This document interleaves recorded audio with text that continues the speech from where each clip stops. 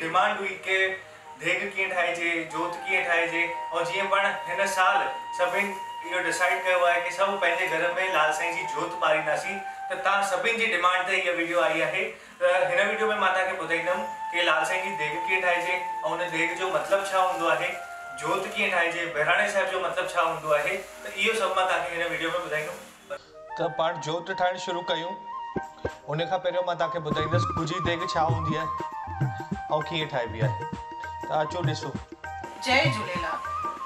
ही गुजी देग असां ठाहे रहिया आहियूं। गुजी देग जो मतिलबु छा थींदो आहे, गुजी देग कीअं रधबी आहे, उहो असां तव्हांखे ॿुधाए रहिया आहियूं। ऐं ही उन गुजी देग जो सामान आहे। गुजी देग लाइ जेको सामान आहे उहो मां तव्हांखे ॾेखारे रही आहियां।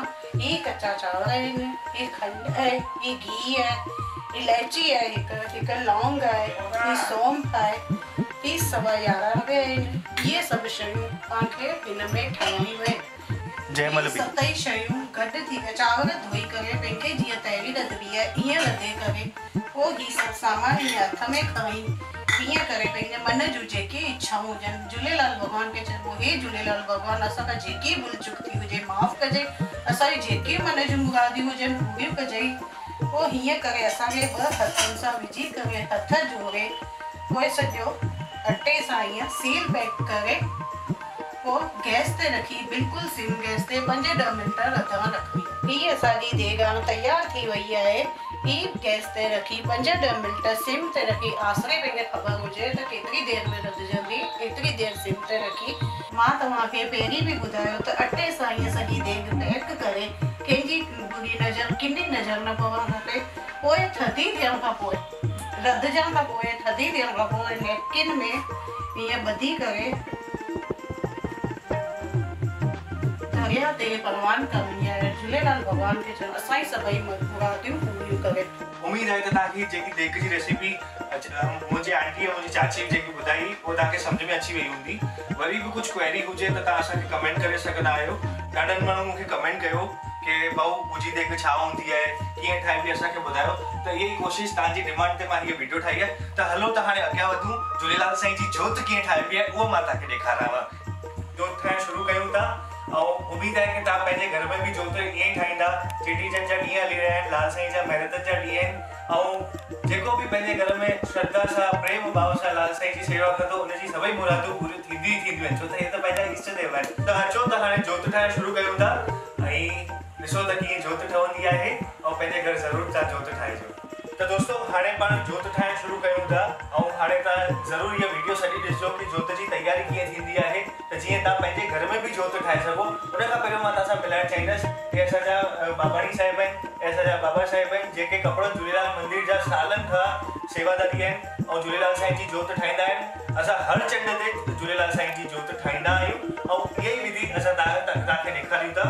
जोत ठाहिणु शुरू करण खां पहिरियों मां तव्हांखे ॿुधाइणु चाहींदुसि असां सॼी जोत इको फ्रेंडली ठाहींदा आहियूं, का बि आर्टिफिशियल शइ यूज़ न कंदा आहियूं। ऐं इहा ई ॻाल्हि मां तव्हांखे सजेस्ट कंदुसि जोत ठाहिण महिल ध्यानु रखिजे कि कोई बि आर्टिफिशियल शइ यूज़ न कजे, छो त हीउ सॼो प्रसाद असांजे जल देवता जल जीवन लाइ ठहंदो आहे जेको असां सॼो हुते परवान करे ईंदा आहियूं।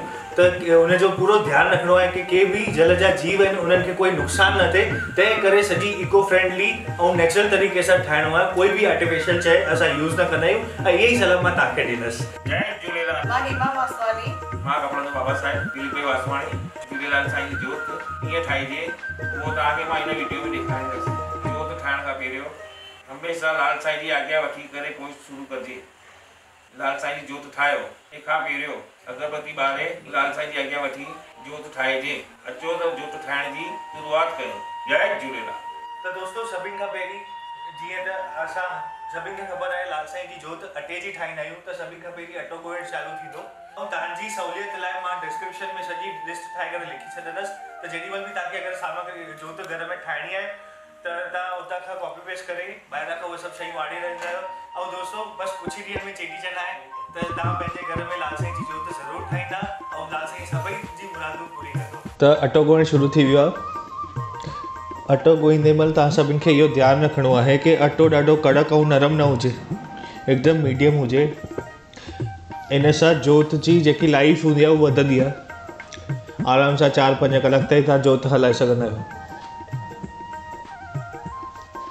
जोत ठाहिण लाइ पाण खे घटि में घटि 2.25 किलो अटे जी ज़रूरत पवंदी आहे, जंहिंमां पाण लाल साईं जी जोत ऐं मोदक वग़ैरह ठाहे सघंदा आहियूं। हाणे तव्हांजे मन में हिकु सवाल हूंदो, हे बाबा साहिब केरु हूंदो आहे? हर शहर में हिकु अहिड़ो व्यक्ति हूंदो आहे सिंधी समाज जो, जंहिंखे जोत ठाहिण ऐं लाल साईं जी हर विधि विधान जे बारे में ख़बर हूंदो आहे। उनखे असां सिंधी बाबा साहिब चवंदा आहियूं।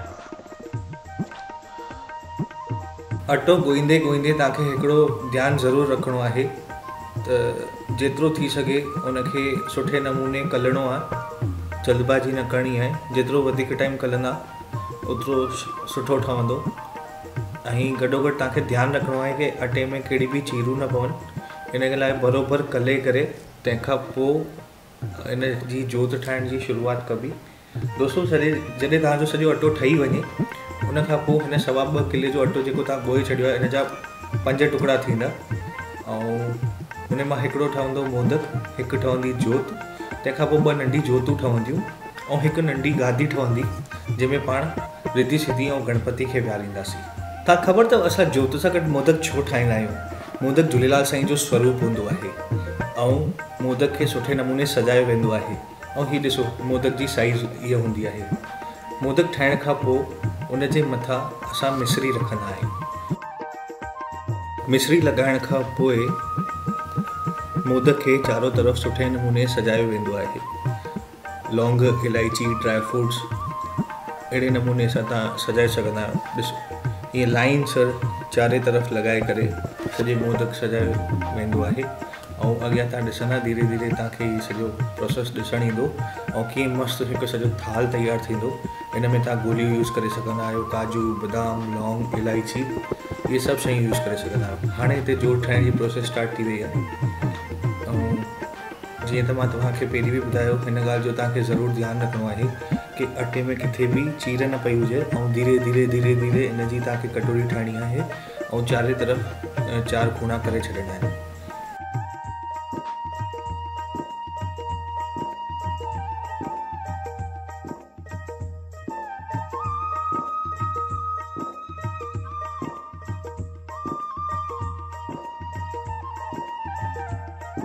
हाणे इहो चंदन आहे ऐं चंदन में ही अटो विझी पाणी विझी मिक्स कंदासीं ऐं इहो हिकु लेप ठहंदो जेको जोत जे चारों तरफ़ लॻंदो। दोस्तों हिन में अटो पाण इन लाइ विझंदा आहियूं चंदन लॻाइण महिल छो त बराबरि हुन में रहिजी अचे। घणेई माण्हू ईअं ई कोरो पाणी विझी करे चंदन या ककूं लॻाईंदा आहिनि पर उन सां उहो टिकंदो कोन्हे, घिसी वेंदो आहे सुकण खां पोइ। पर अटो मिक्स कंदा त हुनजो सुठो लेप ठहंदो ऐं चारे तरफ़ सुठे नमूने लॻी वेंदो। ऐं ही बाक़ी शयूं बि तयारु थी रहियूं आहिनि। ध्यानु रखो मोदक में चंदन न लॻाइणो आहे। जॾहिं जोत में चंदन वग़ैरह सभु लॻी वञे तंहिंखां पोइ हार लपेटणो आहे। ऐं जॾहिं बि तव्हांजो मोदक रेडी थी वञे, ही सॼो सेसा आहिनि, मोदक खे खणी सेसनि जे मथां रखिणो आहे। तहिड़ी कोयर जे मथां मां तव्हांखे पहिरियों ॿुधायो सॼो थाल सजंदो ऐं हिते तव्हांखे जोत जे मथां हिकदमि टाइट माला जेतिरो थी सघे ॿधणी आहे। ऐं उन सां छा थींदो मां तव्हांखे अॻियां ॿुधाईंदुमि। त सॼो 2.5 मीटर जो माला खपंदी आहे इनखे सॼो लपेटण में। त इनखे सुठे नमूने सॼो लपेटे छॾींदा ऐं जॾहिं थाल ठाहिणु शुरू कंदासीं सेसा खां पोइ तव्हांखे नारियल, पताशा ही मेन शयूं आहिनि। पोइ तव्हांखे 7 फल इन थाल जे अंदरि रखणा आहिनि, कहिड़ा बि हुजनि पर नारियल ऐं पताशा ज़रूरी रखणा आहिनि। जीअं ई मोदक जे थाल में तव्हां फल फूल रखी छॾियो तंहिंखां पोइ उन जे मथां कंकू छटे गुल हार बि उन मथां चाढ़णा आहिनि। ॾिसो केॾो न सुहिणो थाल तयारु थी वियो आहे मोदक जो। ऐं मां तव्हांखे ॿुधायां पियो कि जोत जे आसे पासे सॼी माला लॻाइण सां असांखे जॾहिं जोत परवान कंदा आहियूं तेॾी महिल जोत खे तरण लाइ सपोर्ट मिलंदो आहे। तंहिं करे थोरी टाइट बंधणी जंहिंसां जोत तरी वेंदी आहे ऐं तव्हांखे कंहिं सपोर्ट जी ज़रूरत बि न पवंदी। जोत परवान करण खां पहिरियों घणेई माण्हू पुठो, थर्मोकोल इहे सभु यूज़ कंदा आहिनि त बिल्कुलु नेचुरल तरीक़ो आहे त इहो ई पाण यूज़ कयूं त ॾाढो सुठो आहे। हाणे दोस्तों जोत तयारु थी वई आहे। जोत जे अंदरि सभ खां पहिरियों पाण विझंदासीं चांवर जेको जोत जो तापमान मेंटेन कंदो आहे। जोत जी ॾाढी गरमाश जेकी हूंदी आहे उहो हुन सां कंट्रोल थींदी आहे। तंहिंजे अंदरि पाण 5 रुपए जो सिक्को या 1 रुपए जो सिक्को विझी सघंदा आहियूं। ऐं तंहिंखां पोइ इन जे अंदरि पाण सचो घी विझंदासीं, सॼो थाल गुलनि सां सजाईंदासीं ऐं हिते ॾिसो मोदक जो सॼो थाल तयारु थी वियो आहे। जॾहिं जोत साहिब ऐं मोदक जो थाल सजंदो आहे तंहिंखे पाण बहिराणो साहिब चवंदा आहियूं। दोस्तों मां तव्हांखे बहिराणे साहिब जो मतिलबु ॿुधाईंदुमि। बहिराणो ॿिनि शब्दनि सां गॾियल आहे। बह मतिलबु जल, संस्कृत शब्द आहे। राणो रो मतिलबु आहुति, त हिन ॿिन्हिनि खे मिलाए करे बहिराणो थियो। त हीअ बि हिकु हवन वांगुरु ई आहे। जॾहिं पाण हवन कंदा आहियूं त सभु सामग्री पोइ जल में परवान कंदा आहियूं। त असां सिंधी जॾहिं बि शुभ कार्य असांजे घर हूंदो आहे, शादी मुरादी हूंदी आहे या चंड ॾींहुं बहिराणो साहिब कंदा आहियूं, त झूलेलाल साईं जा शुकराना मञी लाल साईं जी जोत जॻाईंदा आहियूं। तंहिंखे ई पाण बहिराणो चवंदा आहियूं। ऐं तव्हां ॾिठो हूंदव जॾहिं बि बहिराणो थींदो आहे त हमेशह चौमुखी जोत ॿरंदी आहे। तव्हांखे ख़बर अथव चौमुखी जोत छो ॿारींदा आहियूं? छो त हिकिड़ी जोत हूंदी आहे रामचंद्र जी, हिकु जोत हूंदी आहे मां भवानी जी, हिकु जोत हूंदी आहे शिव भॻवान जी, ऐं हिकु जोत हूंदी आहे झूलेलाल साईं जी। ईअं करे असां चौमुखी जोत ॿारींदा आहियूं। त हाणे ऑलमोस्ट सॼी तयारी थी वई आहे। जीअं मां तव्हांखे पहिरीं ॿुधायो हिकु गादी ठाही हुई जंहिंजे मथां पाण पंहिंजी सिंधी खे विहारींदासीं। त उन मथां पहिरियों पाण ईअं गणेश ठाहे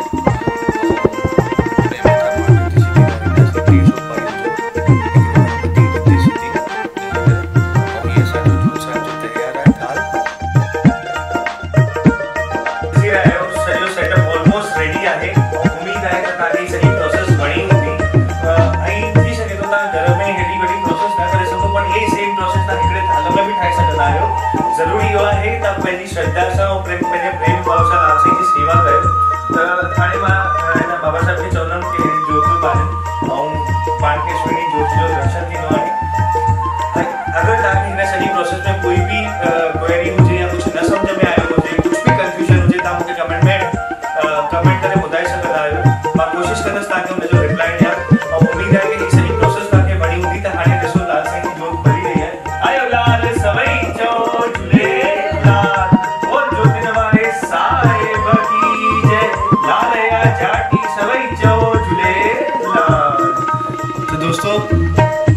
सुहिणा दर्शन लाल साईं जा जोतिन वारे जा। हिन चेटीचंड जे शुभ ॾींहं ते असां सभिनी जी इहा आस आहे त लाल साईं सभिनी जे मथां पंहिंजी महिर वसाए ऐं हर शहर गांव जा सिंधी भाउर भेनरूं सभई गॾिजी ईअं ई धूमधाम सां हर साल चेटीचंड मल्हाईंदा रहियूं। ऐं थी सघे त हर चंड लाल साईं जा दर्शन कंदा रहियूं। पर थी सघे त सभई सिंधी पंहिंजे आसे पासे जेको बि तव्हांजो लाल साईं जो मंदरु आहे उते वेंदा रहियो। जीअं तव्हांजी लाल साईं सभिनी जे मथां लाल साईं जी महिर वसंदी रहे। ऐं जेकी बि तव्हांजी मनोकामनाऊं हुजनि उहे लाल साईं पूरी कनि। इहा ई असांजी आशा आहे। हिकु दफ़ो वरी सभई गॾिजी चवंदासीं लाल या जाटी सभई चओ झूलेलाल। कपड़नि झूलेलाल मंदिर तरफ़ां तव्हां सभिनी खे चेटीचंड जूं लख लख वाधायूं, करोड़ करोड़ वाधायूं। जय झूलेलाल।